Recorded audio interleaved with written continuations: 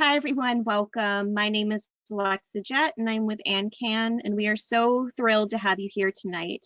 This webinar is very interactive, and we welcome your questions. And you should see towards the right of you, there is a box that has a questions panel in it, and feel free at any time to ask any question you would like, and we'll do our best to get it answered. The only thing that we ask is that they are general, as we cannot offer medical advice.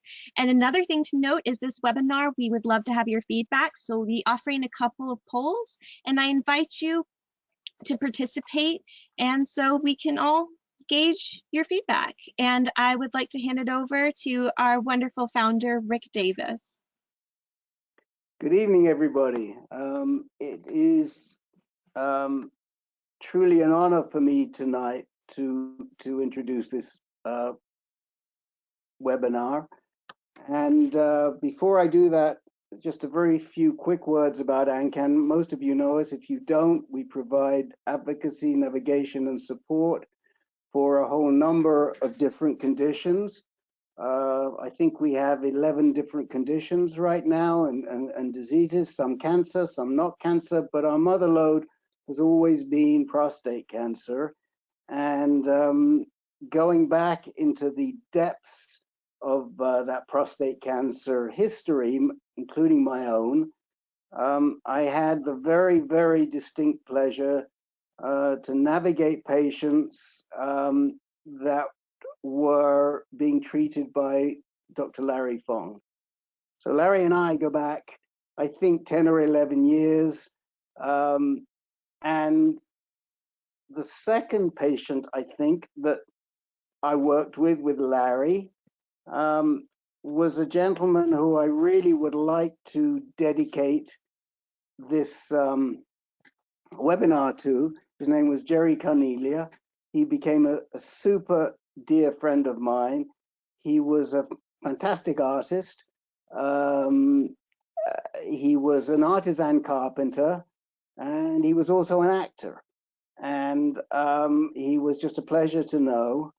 And he was one of the early people to get Provenge. And most of you know that Dr. Fong was the principal investigator for Provenge. He's been involved in immunotherapy for many, many years. And Jerry went through his 3 sessions of Provenge, or 2 sessions of Provenge, I forget. It just so happened that the last session was a couple of days before an appointment with Dr. Fong, and that appointment was on Halloween. So Jerry, in his inimitable fashion, jumped in his truck, dressed up as Superman, drove across the Bay Bridge, got off, parked his car, and walked over to Dr. Fong's office in his Superman outfit, thinking that it was totally appropriate for him to be Superman based on what Dr. Fong had created to infuse him with. And that is how Dr. Fong came to treat Superman. And that picture never ceases to make me laugh, especially the one where Larry's got the stethoscope on his back. Now you have the story. So it's a very, very distinct pleasure to turn this webinar over to Dr. Herb Geller to introduce Larry more formally. But I just want to say that Larry is one of our most favorite, smartest, and most compassionate doctors that I've ever had the pleasure to work with. Herb?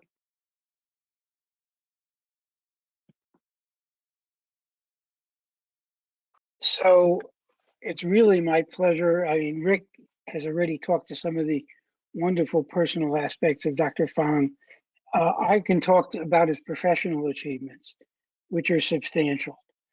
He was educated as an undergraduate at Columbia University, and then departed the East Coast, or I don't know if he was from the East Coast, but he then ended up at Stanford, where he received his MD. then did further training in internal medicine at the University of Washington, and then returned to Stanford for his clinical training in hematology oncology. And this is really where he began his interest in immunotherapy of cancer. I noted since, and now he is the Ephraim Guzik Distinguished Professor at the University of California, San Francisco. And we all know with a significant number of publications in the area of cancer immunotherapy, and several, and has been supported by the National Institutes of Health, which is, of course, dear to me, for his research for many years. Currently, he has several R01 and U01 grants in the area of cancer. But one grant which stuck out for me for Dr. Fong was that when he was in training, he was awarded a prestigious K23 award, which goes to really the highest competent clinicians who propose training in clinical research. And that really started his clinical career. He has over 150 publications. He is on the advisory boards of several different biotech companies in the Bay Area, which I think will help us bring some of these immunotherapy discoveries to us. And he also serves on the advisory board at the University of California, Berkeley Bioengineering. So with that, I think we can turn it over to my co-moderator, Len Sierra, who will first ask some questions for the audience poll. And then I will also remind you that during Dr. Fong's talk, you can please enter questions into the chat box and the question box, and then they will be forwarded to both Len and I, who will then, at the end of the presentation, ask the questions to Dr. Fong. And Len?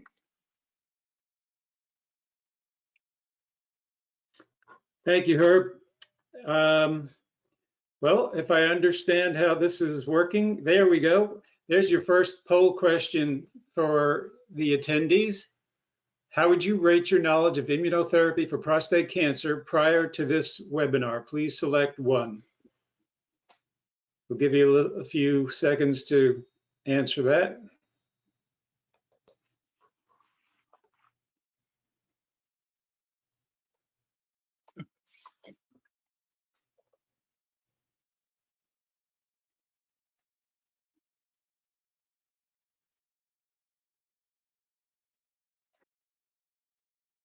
Just quickly, whilst you're answering that, I just would like to introduce Herb and Len. I was going to do it after, but we'll do it right now.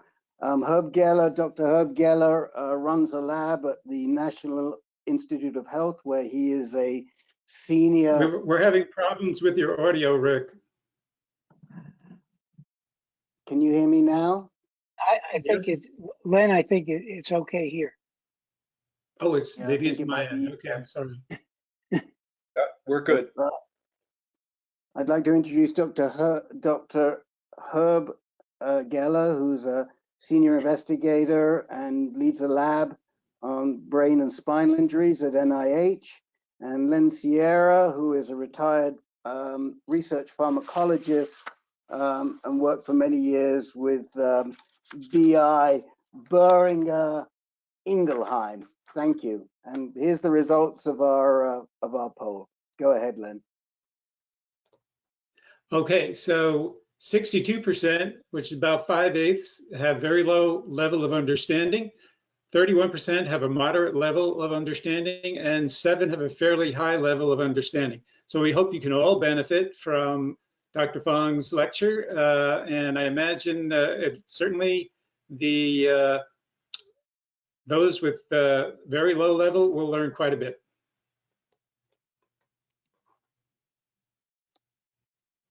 So I think we will now introduce Dr. Fong for his presentation. And thank you very much, and you're on. All right, terrific. Well, those were some, very kind introduction, and as Rick mentioned, it ends up being a one of these things that taking care of people with cancer, we really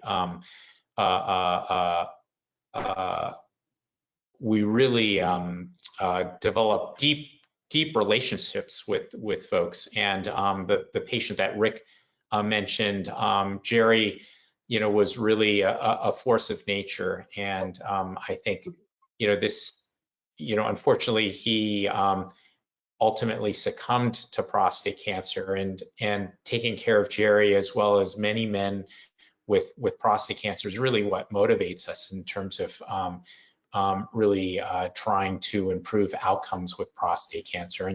And so I'm going to talk about, cancer immunotherapy specifically focused on prostate cancer, and give a sense of, how we're thinking about prostate cancer, at the present time, and using immunotherapies. So I'm trying to share my slides. I don't know if people can see my slides or not. Let's see here. Presenter. So,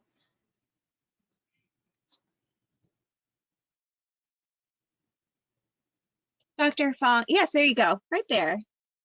okay. So can you see my slides? Yes, we can. All right. Thank you so much.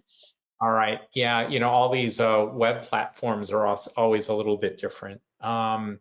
So I think you want to go out of presenter mode, because we're seeing your No, he does not want to go out of presenter mode.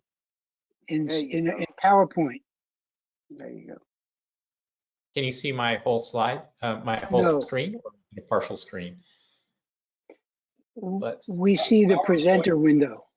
So show, there you go. Now we're Right good. there. Now we're good. Okay, how's that?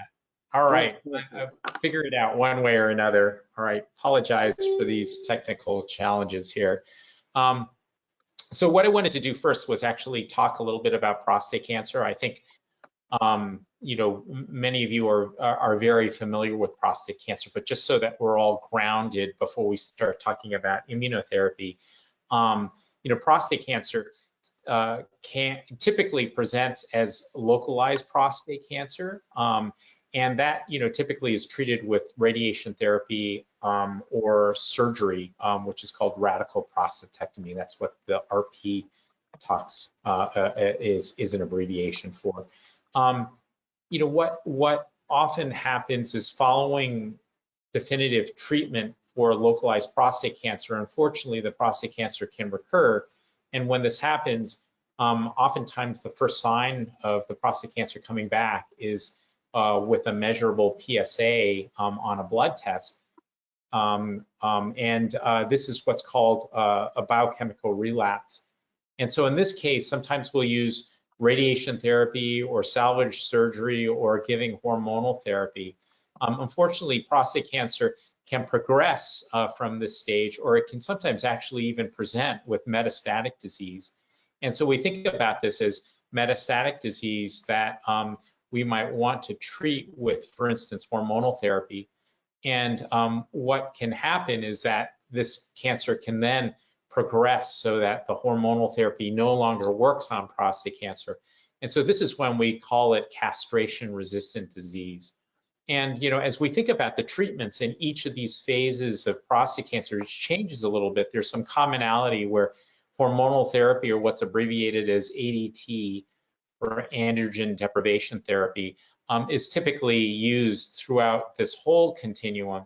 But really, when we think about using immunotherapy, right now, we're using immunotherapy, and we're studying immunotherapy in this latest state of disease, or castration-resistant prostate cancer, just so people have a sense of, where much of the work is actually focused upon. So now, in terms of thinking about cancer and the immune system, this is, what's been called the cancer immunity cycle, and I think it's important to illustrate a few points here. You have a tumor that can actually express proteins that are unique to the tumor, and we call those antigens. And those can actually be taken up by the immune system by cells that we call antigen-presenting cells. These are the cells that are the educators of the immune system.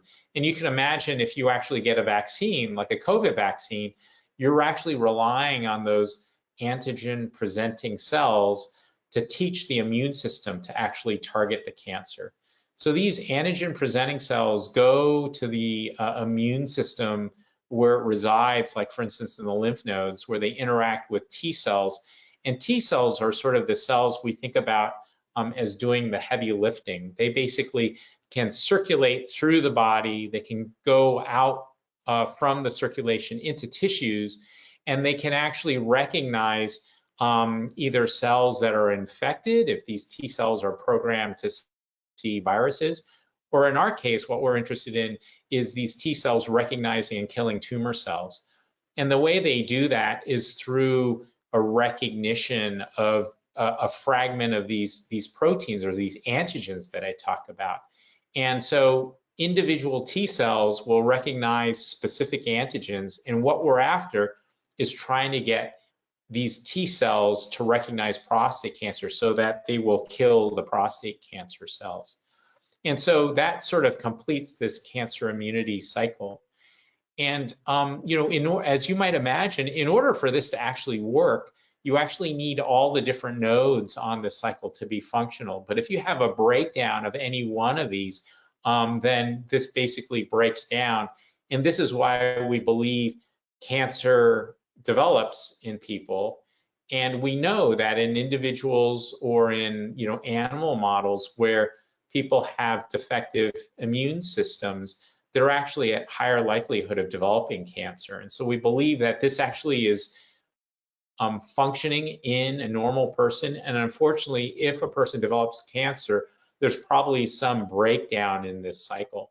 When we think about immunotherapies, what we're trying to do is we're trying to restore this cycle. And so if there's a defect at any one of these steps, then we think about developing drugs that might actually reverse those defects. So in terms of now switching gears and thinking about immunotherapies, how are we going about developing these immunotherapies? And so, the way we go about that is actually really based upon two particular approaches, and I'll touch upon each of these. The first is enhancing what we call endogenous immunity. And so this is basically those T cells that are already in your body. We're trying to make them actually function better. And we can do that by either blocking inhibitory molecules on these T cells, what we call these checkpoint inhibitors that I'll talk about a little more, that sort of serve as a brake. You can try to eliminate the brakes to enhance immune response.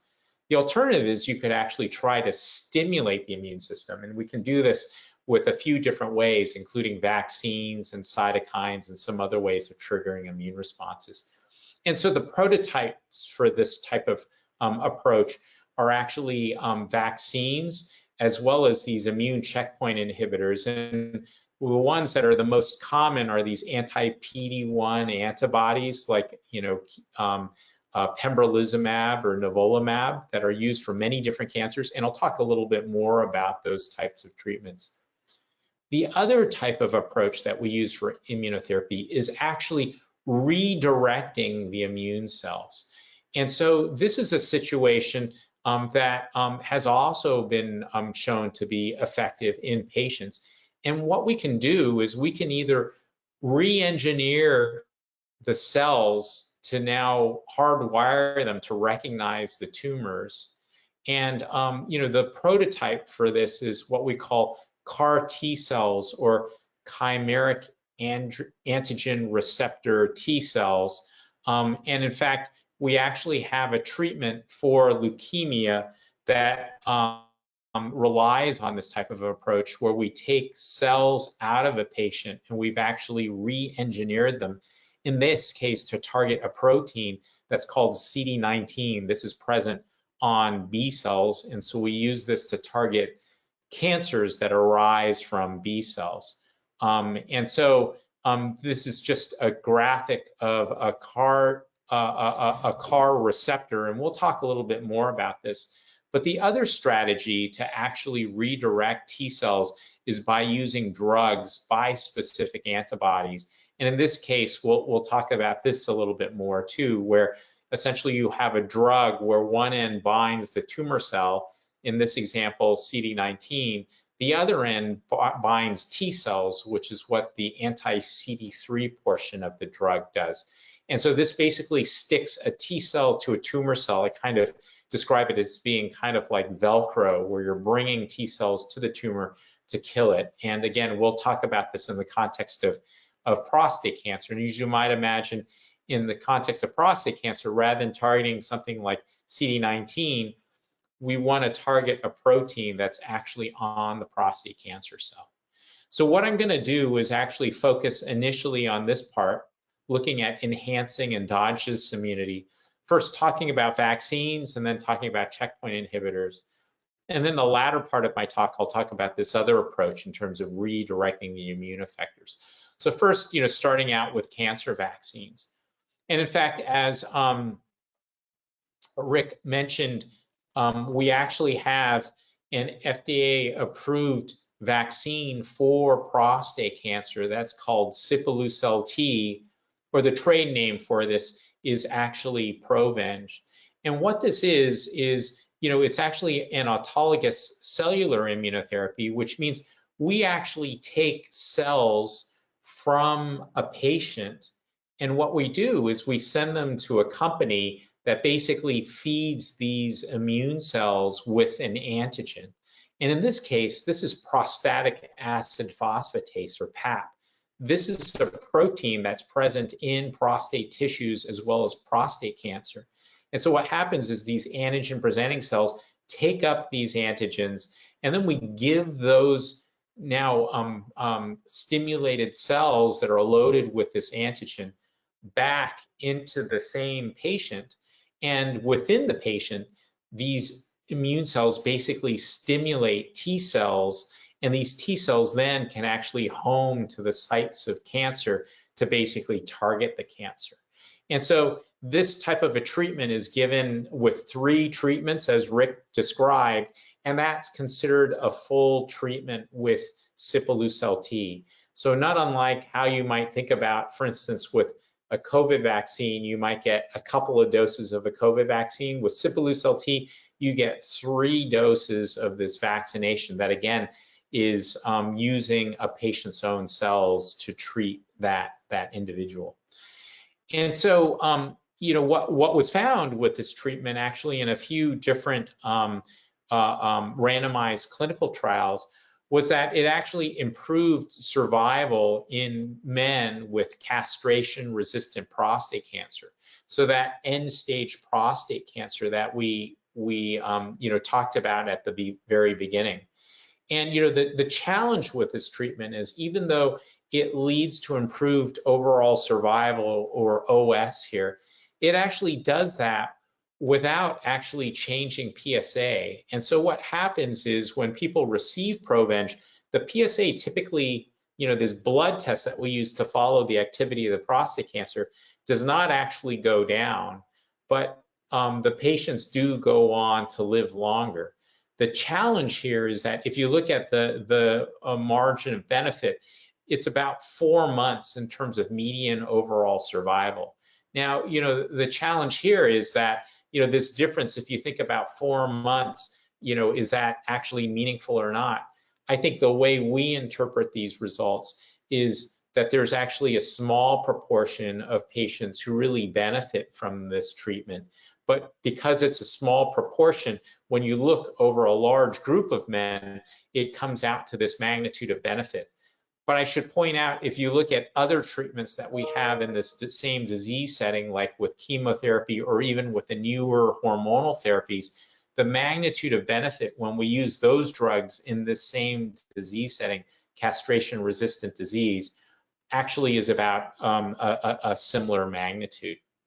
Now, we've done a lot of studies in terms of looking at how this treatment actually works in men. And one of the ways we've done that is by giving this immunotherapy prior to surgery in men with localized prostate cancer. What we found, when I talked about generating immune cells and those actually going back to the tumor, we actually demonstrated that with this type of a study where, in this column, these are using microscopy to look at the prostate tissues. And the immune cells in this case are stained by the red stain.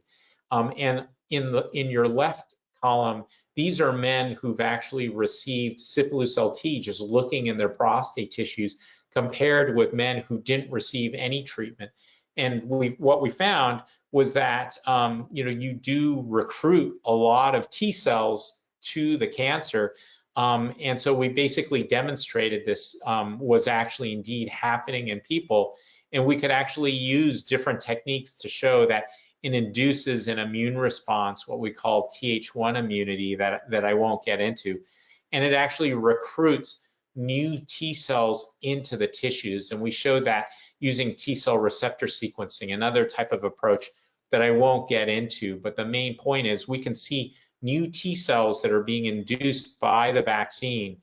That's basically these blue lines, no cells with these T cell receptors going up in frequency and then actually trafficking to the actual prostate tissues. So, the important part here is we have an immunotherapy that's FDA approved. And if you have castration-resistant disease, this is something that doctors can prescribe, throughout the United States. Well, there's been steps to try to improve upon these treatments, one of which is actually another prostate cancer vaccine that was developed that's called Crossfact. And unfortunately, the hope was, this type of a treatment actually relied on live viruses that express these prostate antigens to be used as a vaccine, rather than taking immune cells out of a patient and making the vaccine out of that. And unfortunately, this clinical trial did not show a clinical benefit. And so this is looking at survival curves in this trial, and they basically are all on top of each other, indicating that patients who got the vaccine had a similar or an identical outcome to people who received placebo in this clinical trial. So, this is one of the challenges when we think about immunotherapies. And unfortunately, this subsequent vaccine did not, gain traction and failed in this phase 3 clinical trial. So now what I'd like to do is actually shift gears and talk about another type of approach, which is actually using immune checkpoint inhibitors.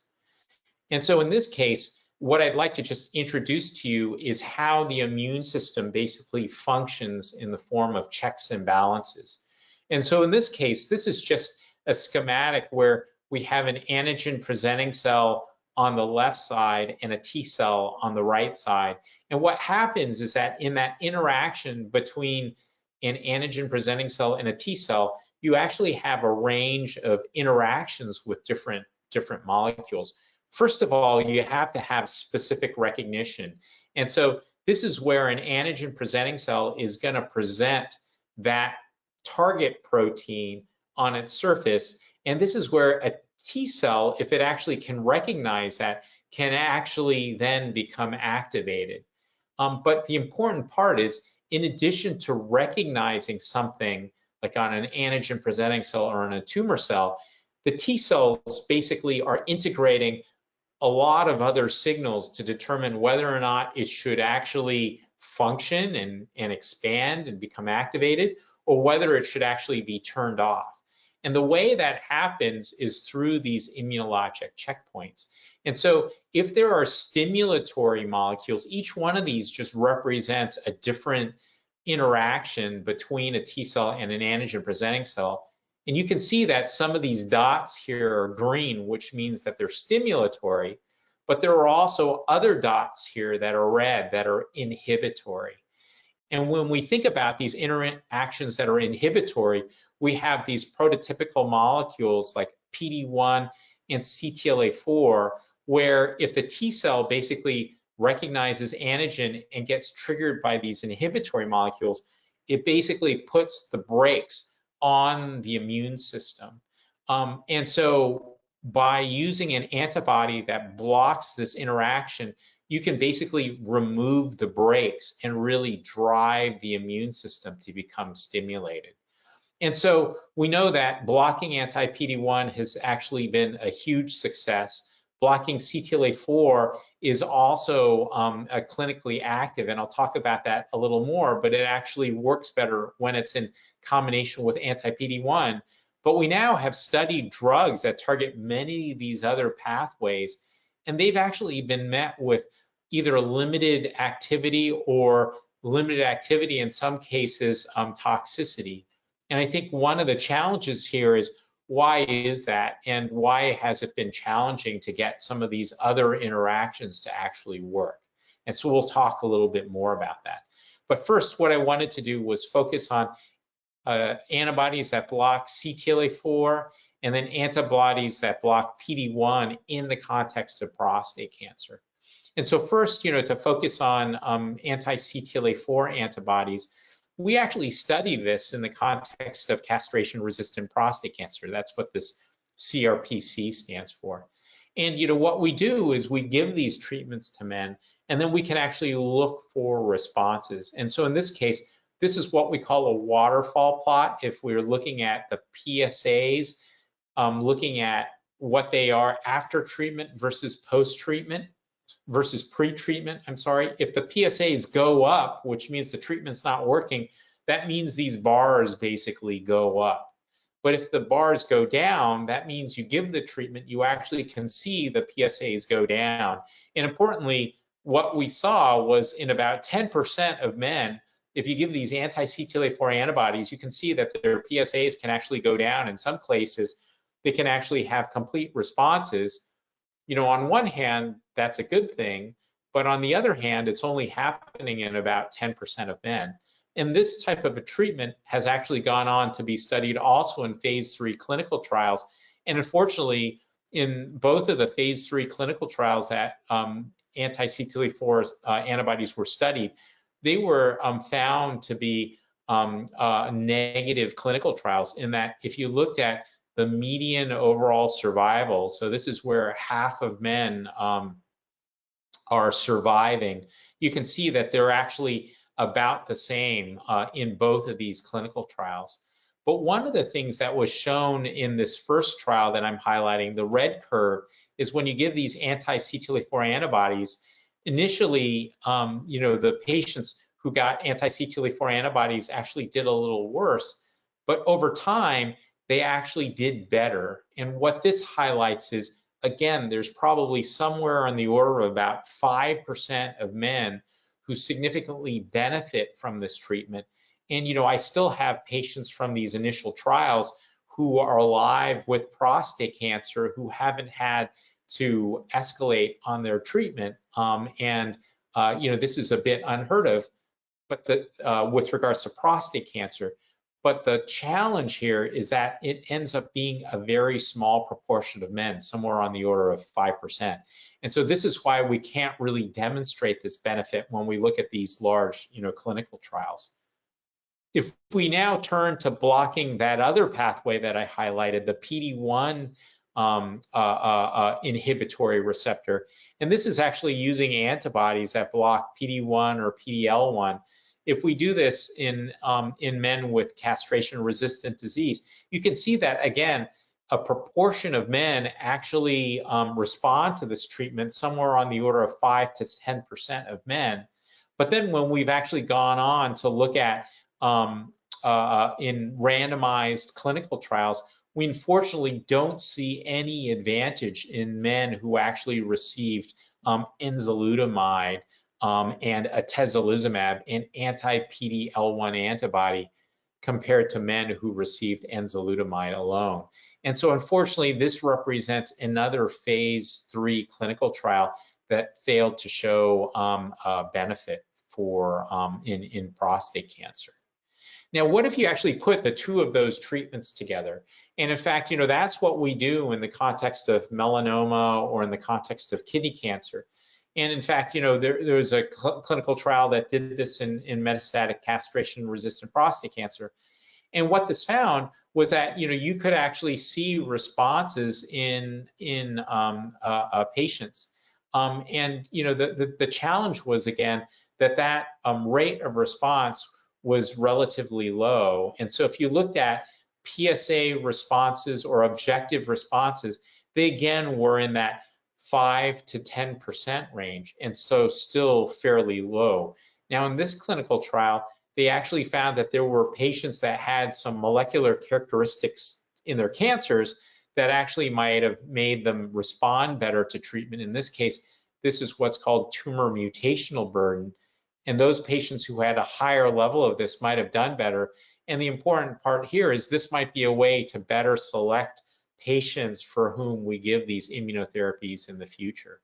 But I think, what I want to highlight is, as we think about using these immunotherapies, particularly by themselves as what we call monotherapies, we've had some clinical responses, but unfortunately, again, many of these patients don't respond. And so then the question is, well, why is that the case? And what's been borne out is that when we think about prostate cancer and what's going on in the tumor microenvironment, as it turns out, there are actually a lot of different ways that the immune systems turned off in prostate cancer. And so this is just another schematic where you could think about the prostate tumor microenvironment, and it's basically giving off molecules that generate suppressive myeloid cells that suppress these T cells that we want to kill cancer. There are also these regulatory T cells and these B cells that also can be inhibitory on these T cells that we're trying to use to kill cancer. In fact, there are actually other molecules and mechanisms that basically are inhibitory. And so I'm just going to touch upon some of these that we now know are operative in prostate cancer. And so I'm just going to highlight ways that we could potentially target, for instance, TGFbeta, which we think is inhibitory. There's also the Adenosine Axis that we think is inhibitory, and also these myeloid cells. And we're now working on ways to try to target that. So first, to talk about TGFbeta, this is actually a molecule that we know is really immunosuppressive. And the area where that was actually borne out most importantly in patients is actually in bladder cancer. But we know in prostate cancer, there's actually a very high amount of TGF-beta in prostate cancer. But in the study with bladder cancer, just to show you, if you look at different levels of TGF-beta in groups of patients, the ones who actually have the highest level of TGF-beta is basically this red curve. And these are the patients who actually do the worst. And what we found was that the patients who have this expressed in their tumors, basically this is a way that the tumors create a shell that push the immune cells away in what we call an excluded phenotype. And so this is where you've got a tumor here and you've got the immune cells that are stained in this dark brown. And you can see that the immune cells are really just pushed to the edge of the tumors. And it's this TGF-beta that's really pushing these immune cells away. And if you actually use an antibody and treat tumors in mice with an anti-PD-L1 antibody, that's where you can actually cause regression or cure mice in this case with these particular types of treatments. This particular pathway has been difficult to target in cancer patients because of toxicities. But the important part here is that there are drugs that are being developed to target this particular pathway. Now, another pathway that I actually wanted to introduce is actually the Adenosine Axis. And so this is just another way that the immune system can actually be suppressed by the tumor. And as it turns out, tumors can actually have enzymes that basically break down molecules within the tumor microenvironment into free adenosine. And we know that these are actually inhibitory on the T cells. And so the goal here is, can we actually block this interaction to enhance tumor killing? And in fact, we've done this in the context of a clinical trial and have shown in the case of kidney cancer that we can actually induce clinical responses in patients with kidney cancer that are refractory to other types of treatment. But again, that happens at the frequency of about 10% of patients. Now, this has actually been studied in the context of prostate cancer. And so this is an example of one patient who participated in these trials, where this patient actually was refractory to treatment, had a rising PSA in the lead up to treatment, got treated with this medicine that blocks the adenosine pathway, and had a pretty dramatic response. And that included both bringing down the PSA as well as shrinking tumors in this patient's abdomen. Now, if you actually look at men who've received prostate cancer, you can see that this, again, ends up being a minority of patients, probably somewhere on the order of 5% of patients. And so I think, the goal here is how can we get that to actually work better? Now, the key here is actually to think about how can we combine these immunotherapies together. And so now we're actually performing clinical trials. We're combining these different modalities, not just using vaccines by themselves and checkpoint inhibitors by themselves, but actually using them in combination. And this is an example where we're using a listeria vaccine that expresses a prostate-specific antigen, or PSA, and using that in combination with an anti-PD-1 antibody. And we're starting to see some increased frequency of patients who are actually responding with these treatments. And there are other vaccines that are being studied where, that Crossfact, that viral vaccine, is now being combined with checkpoint inhibitors, in this case an anti-CTLA-4 antibody, but also with vaccines that target mutations within the tumors. And so there's a lot of work in terms of thinking about how we can combine more of these treatment modalities together. Now, I just wanted to also touch upon one final combination that's going on now, and that's actually radioimmunotherapy. So combining immunotherapies with radiation treatment. And so in this case, with prostate cancer, we have radiation therapy that we can deliver not just with external beam, but actually systemically. And one of these is radium-223, which is an isotope that basically goes to bone metastasis and kills cancer there. And there are actually trials that are going on that are combining radium-223 with sipuleucel-T or Provenge, but also with anti-PD-1 antibodies. And so these types of clinical trials are actually going on now. And so in the final part of my talk, what I wanted to do was actually talk about these immunotherapies that are actually redirecting the immune effectors. And I'll just touch upon a couple of examples of these at the end. And so the first of these is actually these CAR T cells, basically re-engineering T cells to target cancer. And so in this case, what these chimeric receptors are basically these molecules where you have a domain that binds to a protein on a tumor, and then the other domain's a signaling domain that basically triggers a T cell. And these CAR T cells are FDA approved for B-cell malignancies. But what we're doing now is actually engineering T cells that target proteins that are on the prostate cancer cells. And the protein that I'm going to discuss with you for both of these retargeting approaches is actually a molecule called a PSMA, or prostate-specific membrane antigen.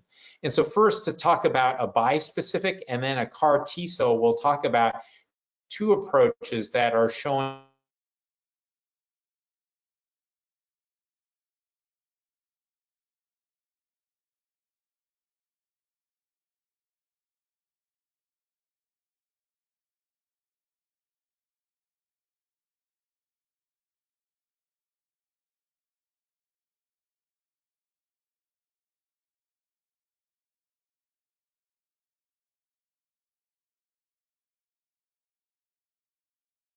are that they have a binding domain that binds to the tumor. In this case, this is PSMA.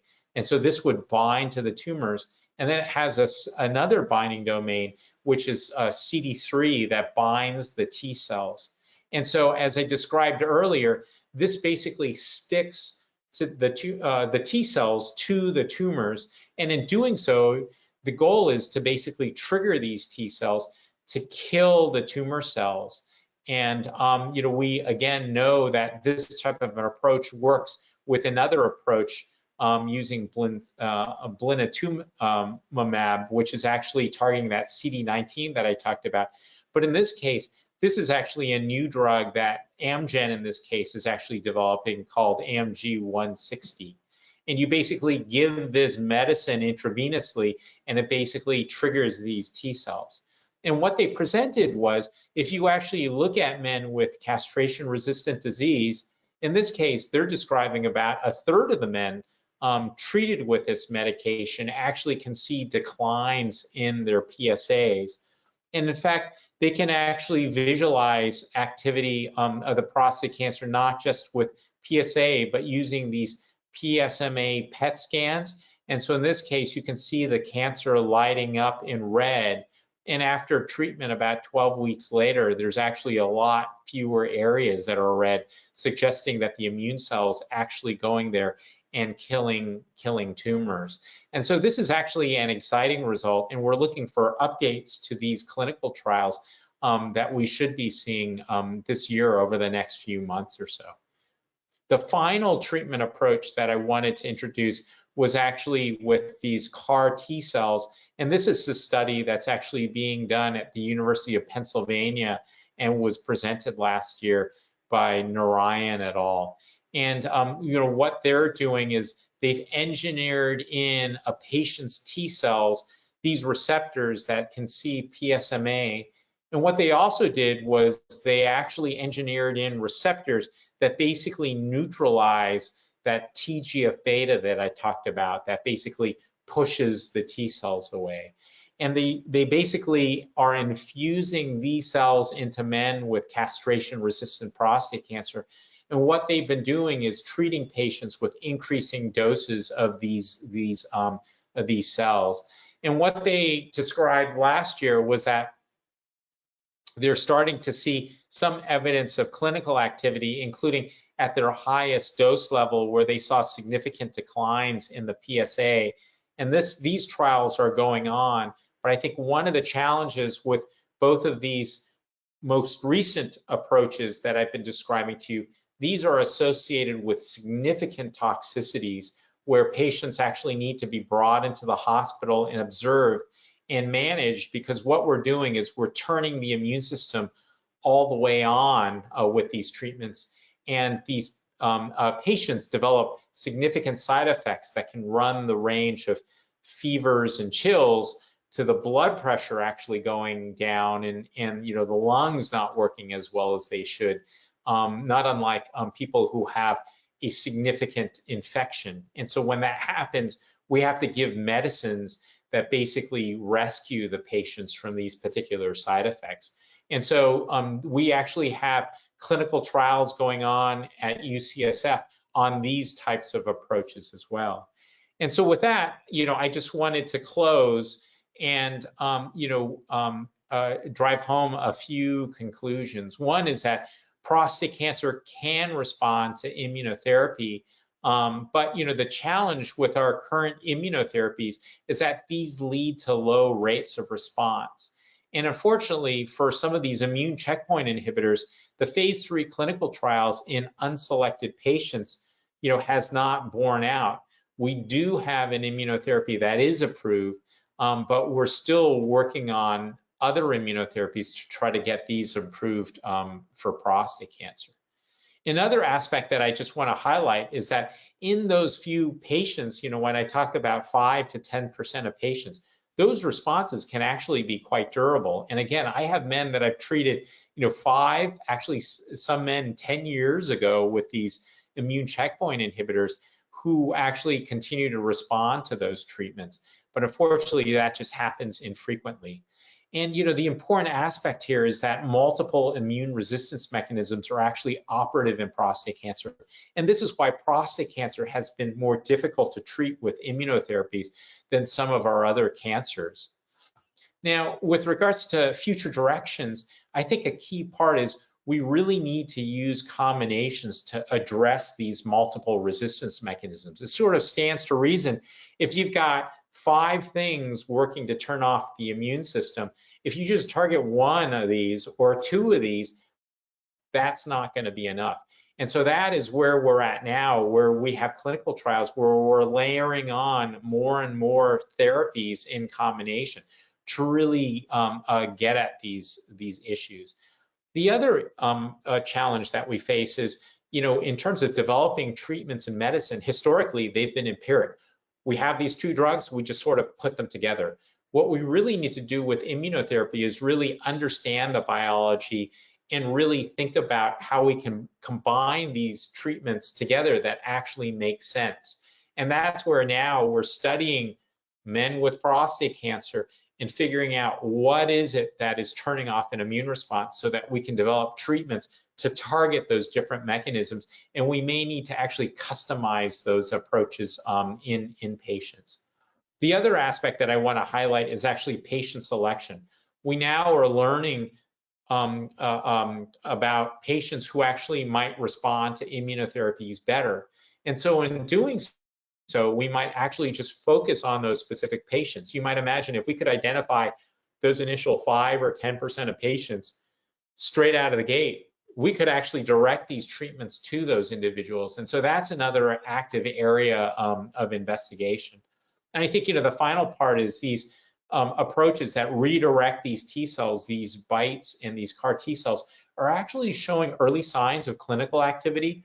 And so I really want to encourage everyone to stay tuned that way, because I think, this is something that, we really are looking forward to seeing updated results so that, we can see how broadly applicable this can be. But these are, again, treatments that we're giving in the clinic and that we're going to be hearing more about in the coming months and years. And so with that, I'll stop. And I want to thank everyone for their interest, and I look forward to your questions.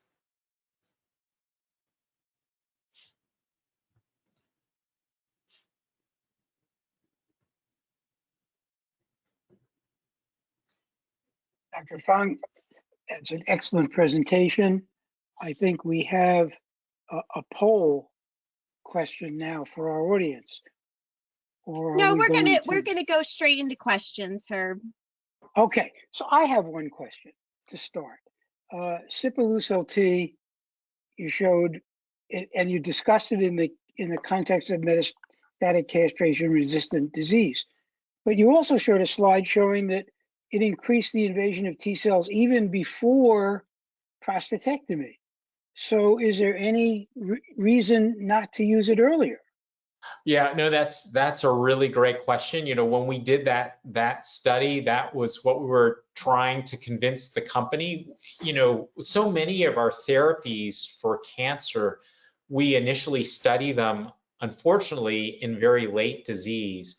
But we think that this is actually a perfect opportunity for that. So in fact, the company Dendreon has completed a phase 3 clinical trial in men with localized prostate cancer.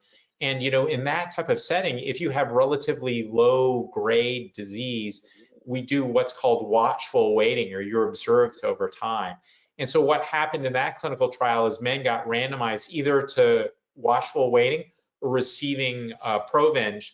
And that trial is ongoing now, and we're waiting for the results of that, because you might imagine that might actually start working on prostate cancer and might actually help avoid, surgery or radiation therapy. But that's, the goal of that clinical trial. And so we're waiting for the results of that trial. Great question. And then the other question I had was based on the idea that you did, again, it's the focus on advanced disease. Is there any reason to think of this? And then you just used it in the context of early disease. Now, what about the middle? What about people we're in the middle between advanced, if you have a hormone sensitive metastatic condition or Yeah. non-metastatic. Yeah, and you know that's a great question too. And you know, from our perspective, what we really want to do is we want to migrate a lot of these treatments into men with hormone-sensitive prostate cancer. The challenge has been, you know, partly regulatory, and because men can live a long time with hormone-sensitive prostate cancer, and also because they have a lot of different treatment options, it's just a very difficult disease setting to actually develop a drug and show that it actually benefits patients. Those tend to be very challenging trials that will take a lot of time. But I would agree with you, you know, that actually is a disease setting that we think that these immunotherapies should actually work better. One area where we've actually managed to develop an immunotherapy clinical trial in hormone-sensitive disease is in a setting that's called oligometastatic prostate cancer. That's a setting where men present with a limited number of metastases, typically 4 or less. And you know, that's a setting where we're now using immunotherapies layering on top of some of our conventional therapies, because we think that's actually a unique opportunity where immunotherapy might work even better, but also we can develop clinical endpoints where we can show that it's actually doing something to benefit men that won't take, you know, 5 years or 10 years to show. So again, in the context of the vaccines, we've just seen this remarkable success with mRNA vaccines. Is there any thoughts about using mRNA vaccines in the context of prostate cancer? Yeah, no, that's a really great question as well. You know, actually before COVID, mRNA vaccines were experimental, but now, you know, they are in vogue, and actually they're really showing us that they're actually really great ways to vaccinate.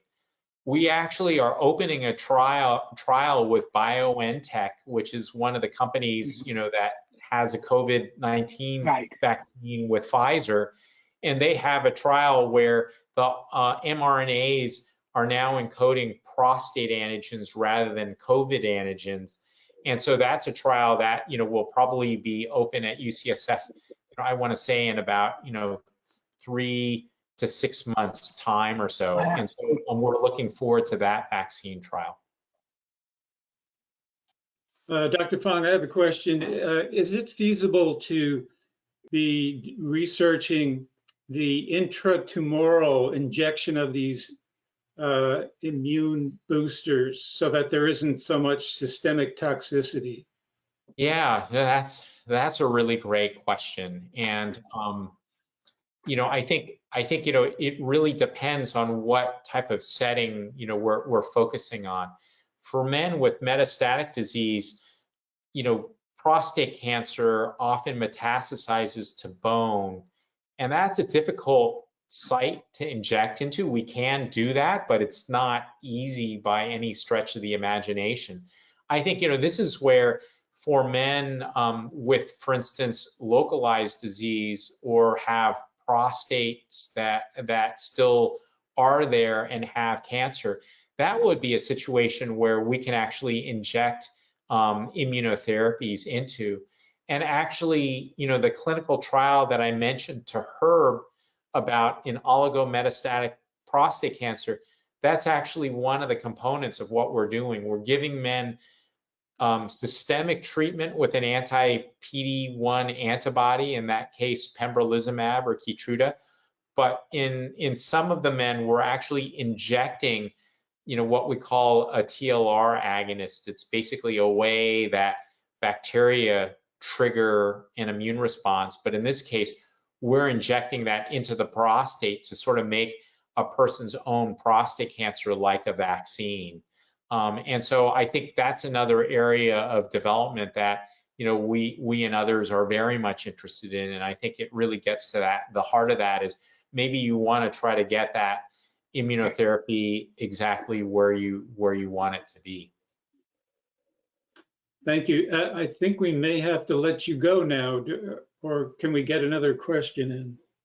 Yeah, I can take on one more question, and then I'll have to go. Okay. Let's get back to CYP-T for a moment. Provenge, the prostatic acid phosphatase is the antigen. Is that present in all prostate cancer cells? We know that PSMA is not necessarily present in all prostate cancer cells.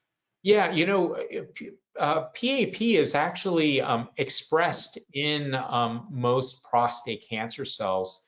There's less heterogeneity of expression with PAP than there is with PSMA. At least, that's been looked at. The challenge with PAP is it's actually a secreted protein rather than one that's actually on the surface of the cells. And so that's where, like, the PSMA approaches, those actually need to bind on something on the surface. And so unfortunately, it's hard to target, PAP in that same type of way.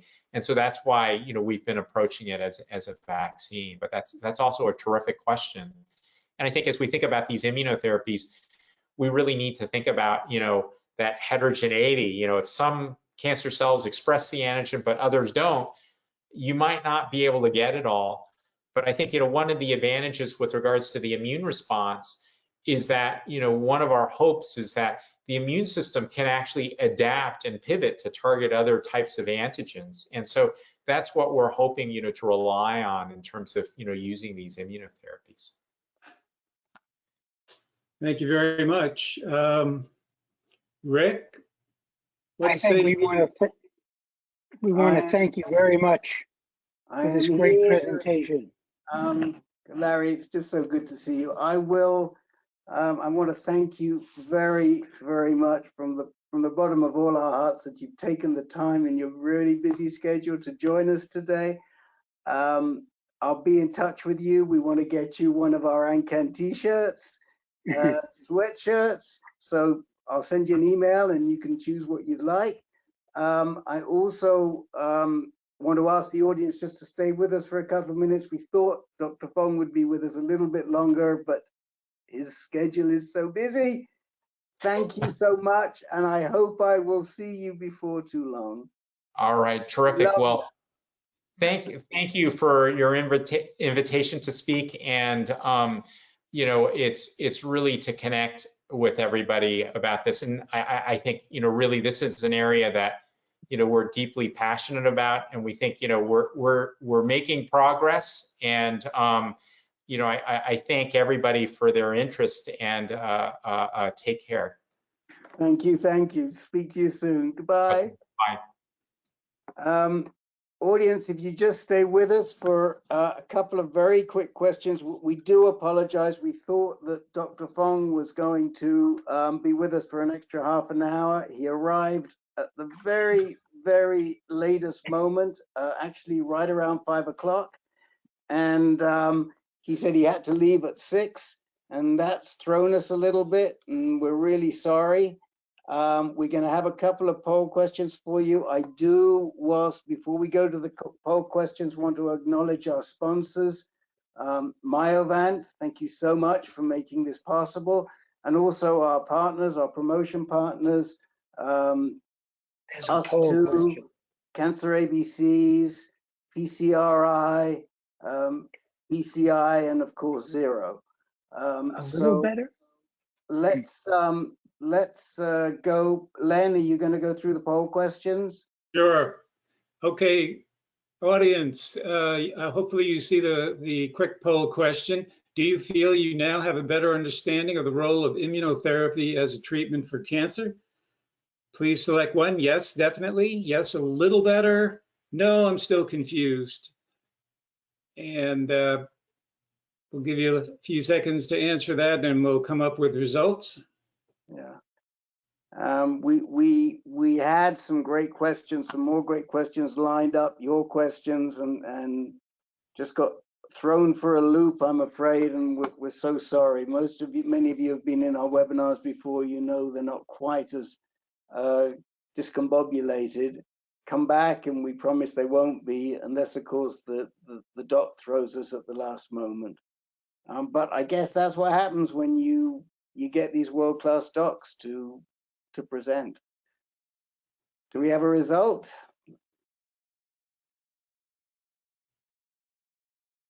Okay, so 35% say yes, definitely. 56% yes, a little better. And 9% no, I'm still confused. And no one should be embarrassed about still being confused. This is an incredibly technical, complicated, difficult concept. And, you know, you've little by little, we'll get there. We'll learn more about this. We have one more poll question, I think, and then we want to talk to you a little bit about some of the takeaways from this. Go ahead. So which of the following is true for your prostate cancer stage? Active surveillance or low risk, Gleason 6, intermediate risk, Gleason 7, or high risk recurrent advanced, Gleason 8 through 10? And I think that this is one that most of you don't have to think about too long. Right. No confusion here, hopefully. We don't think this one will confuse you any. So, well, I'm sure that Alexa will give us the result of that poll as soon as she has it ready. One of the things, and you know, we're very lucky in a sense also to have some pretty well qualified moderators here in Herb and in Len, especially Herb, who I didn't have time to mention earlier on, is a former professor in pharmacology and in cancer biology. Here we go. There we go, Len. Do you want to just read out those results? So this isn't too surprising, in my opinion, anyway. The majority here are high-risk, recurrent, or advanced members of the audience, and that's because they are the group that is most likely to be, at some point, having to consider immunotherapy. Yeah, go ahead. Yeah, but what I was going to say is I think one of the take-home points from this, and maybe Herb, you asked the question, and maybe you can help the audience understand a little better, is that there is a role for immunotherapy earlier in the disease, and not many people understand that. Both even in possibly in active surveillance and certainly in low and intermediate. I think you know, he answered that question very clearly to me, that it's not simply just for high risk, high volume disease, that the development of alternate therapies and using the immune system is really going at all levels of disease. I think the issue that he brought up, though, is a significant one, is the issue of the clinical trial. Given that for intermediate disease, the therapies are relatively successful. So what do you know, how do you actually do a trial to actually get a drug approved or an immunotherapy approved? That, I think, is what he brought. It was implicit in what he said to me. Well, I mean, I think how do you get a drug approved is right in your wheelhouse, because that's what you're dealing with every day when you walk into NIH, right? I mean, do you think it's feasible that we will eventually be able to get these immunotherapy approaches approved for prostate cancer, Herb? I think we will. I mean, I think the issue also comes with one of the big things that NIH is interested in is precision medicine. And I think he mentioned the idea that if we can select patients based on their, for instance, their load, their load of, not so much load of volume, but other parameters of the tumor, such as mutational bias or particular mutations. I think this is where precision medicine will guide us. That if you have a mutation, and we can develop an immune therapy towards that, I think there's a good chance. It's so interesting to me because those slides that Larry showed must go back to 2010 to 2012, 2013. I think it's always been in his sights and dendrion sites to be able to make Sipuleucel T available early. And I'm really anxious to see these test results, because they did do a clinical trial for active surveillance. And if there is a decent result, of course, the problem is with active surveillance, the development of the disease is so slow that it takes a long time and it's hard to set up the endpoints. But if there is, and we can start seeing immunotherapy being used for men living with active surveillance, I think it's going to change the whole way in which we look at immunotherapy. I mean, I know that the low risk guys think, oh, this isn't anything that I even have to think about. I don't think that's true. Let's just talk one other thing that I really would like to bring out of this, and I'm interested to hear what you learned, and maybe even translating it so that some of the people who have a lesser level of understanding can understand. This issue about hot and cold tumors. Of course, he didn't use that terminology, hot and cold tumors, but many of his slides address that. Is that right? Either Len or Herb, whoever wants to take that. I think Len can take that. Len can address Yeah, he did. that. Some of the slides he showed pointed to this concept of hot or cold tumors. The hot tumors were the ones with the high mutation burden. I think he had it on the screen as TMB, tumor mutation burden.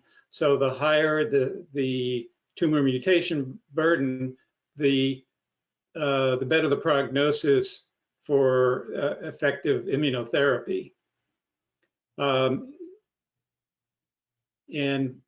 I think the whole point about using drugs together was to try and turn a prostate cancer cell, which is not immediately receptive to T cells, into a cell that will be receptive to T cells.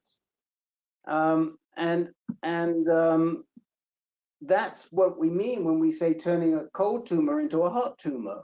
Is that right, Herb? Yeah, I think that's what it. A hot tumor is one that can attract the appropriate T cells to start doing the killing. That's really the issue, and I think, he did, at the end of his talk, he did bring up the results with AMG 160, which look relatively promising, and the idea that we will have CAR T cells which perhaps also antagonize TGFbeta. So, which again, that combination has a lot of promise in terms of, again, I like the Velcro analogy very much. The idea of dragging the T cell in so that it can react to the surface of the cancer cell, because endogenous mechanisms don't do it for prostate. The environment and he did bring up the idea of regulatory T cells and B cells being bad guys. And so we have to fight them too. So why is it, Herb, that you do get around 5% of the guys that take just a single immunotherapy, 5 to 10%? What is it about them that their prostate cancer is already a hot cell? So this is a really interesting question, and NIH is leading an effort in prostate cancer to actually look at the super responders in all different ways. There's a large consortium which says, let's look at super responders. Let's look at that 5%. What's different about them that enabled them to respond to this therapy, whereas the other 95 were mediocre? And I think right now we don't have an answer, but again, I think we're going to get an answer. I think it's a really important question. Well, I know one of the aspects is probably having a high tumor mutation burden, and also being having an MSI high, microsatellite instability high. Yeah. Go ahead. Yeah, but I think there's more to come. you know, it's, I'd like to think that that's it, but I think there's much more to come, Rick, at least from my perspective, in terms of what makes us respond and what makes us not. Well, you know, from my heart, I hope we find it, because for men like you that live with bone metastasis, Right. and for Len who has lymph node metastasis, the sooner we figure out how to make your cold tumors hot, the longer you're going to be moderating for us. And, you know, that's, of course, all we care, right? We just want to know how long you're going to moderate for us, you know? Well, as long as I possibly can, for sure. But I do think I have to say, if I had to give an overall, I feel like a TV, you know, one of those talking heads on after the president's speech, right? If I had to sum it up, I think he's pretty optimistic about the potential role of these things for all of us in the future. Len, what were your takeaways? I agree with Herb. It's a very exciting area of research. We've made some progress. We've got a lot more progress to make before we can make these immunotherapies safe and effective for something more than just 5, 10, 15% of prostate cancer patients. Many patients, I'm sure, are willing to take a risk if the reward is sufficiently high, but when the risk of toxicity is high and the reward of response is low, it's a pretty tough choice for guys to make, I think. Yeah, and another take home, and I don't know that, I have to tell you candidly, I'm going to have to rewatch this. I was one of the guys that was in the 9%, you know. So I'm going to have to rewatch this tomorrow. But that having said, and we're going to make this available, Rick, aren't we? We are, yes. The recording will be available. If you signed up, you'll get a note of the recording. It'll be available on our YouTube channel, and it'll especially be available on ANCAN, and we'll send out a blog. So sign up for our blog, and as soon as the recording is available, we'll blog it out. But isn't it really important also that if you're going to get one of these immunotherapies, get it earlier in the disease cycle? Yeah, I think that's true. But as Dr. Fong pointed out, you know, there are ethics involved here. If you're early in your prostate cancer disease, and there are many therapies that we know are effective, how do you give a patient an experimental therapy that you don't know how well it's going to work and the toxicities may be high? Yeah. I think that's something for the ethics committee to decide on. I think that's a really, really good point. I mean, you know that for those of you who join our high-risk recurrent advanced groups, there are men who are very anxious to get the cutting-edge treatments, and they don't care about the side effects. They just care about being around for a long period of time, and they'll take the risk. And we have other men who are very leery, and at the other end of the scale, right? Herb, we've never asked you where you stand on that. I think I know where you stand on that one. I mean, I think you can guess. I think Being somebody intimately involved with clinical trials and enjoying life, I think I'll take the risk. Well, guys, listen, thank you so much for helping us wrap this up. And again, we're so sorry we couldn't hold on to Larry for longer. But we're thrilled he was with us for the time that he was. And Rick, yes. Rick, not to interrupt you, but we have one more poll yet. Oh, we have one more poll. Okay, yes. Let's get that last poll up. Okay, do you think immunotherapy has a role in your prostate cancer treatment? Yes, no, or maybe? Be very interested to see how our audience responds. Maybe. Especially our active surveillance guys. I wish we could say, are you active surveillance, and do you think it has a role? That's what I'd like to be asking. Yeah, I agree.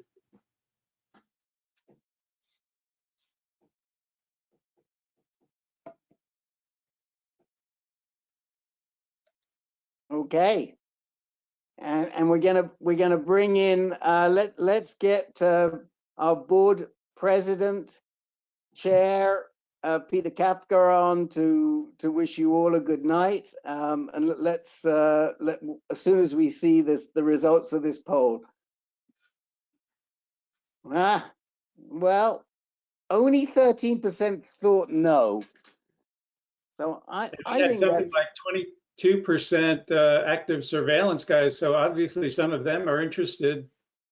yeah, which I think is a great success. So let's just bring Peter in to briefly say good night and tell you about what we've got coming up. Peter. Okay, greetings. Amazing, amazing presentation. Great webinar. I myself was treated at UCSF, and they are on the cutting edge of a lot of these experimental things.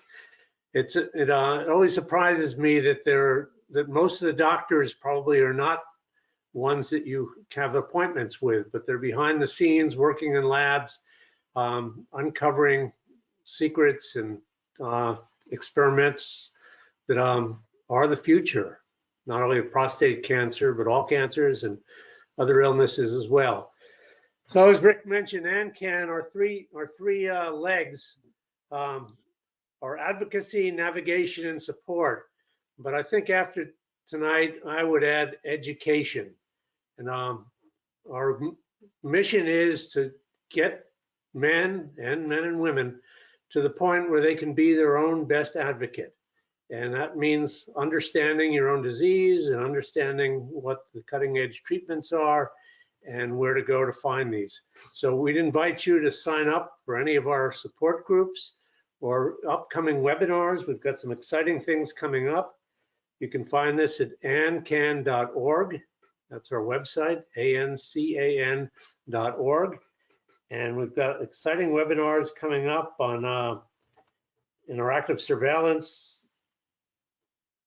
ones. We've got one coming up on equity, health equity, reaching out to the other communities that might not be covered by some health interests. And there's other ones coming up as well. So please go to our website and look for these, and you'll see all our groups. You'll see our blog. You'll see other information that's essential these days to know. We're happy that you joined us, and we look forward to seeing you on future webinars and sessions.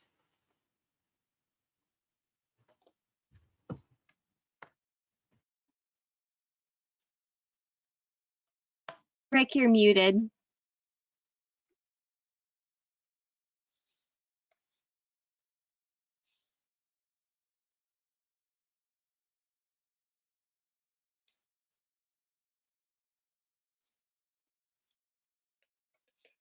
Put your tongue away.